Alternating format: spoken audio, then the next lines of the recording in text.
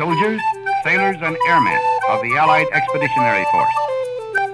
You are about to embark upon the great crusade toward which we have striven these many months. The eyes of the world are upon you. The hopes and prayers of liberty-loving people everywhere march with you.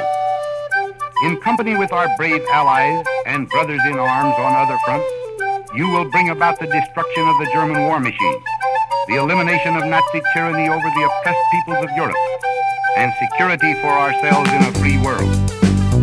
Your task will not be an easy one. Your enemy is well-trained, well-equipped, and battle-hardened.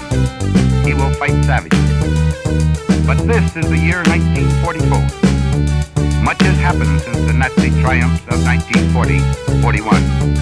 The United Nations have inflicted upon the Germans great defeat in open battle, man to man. Our air offensive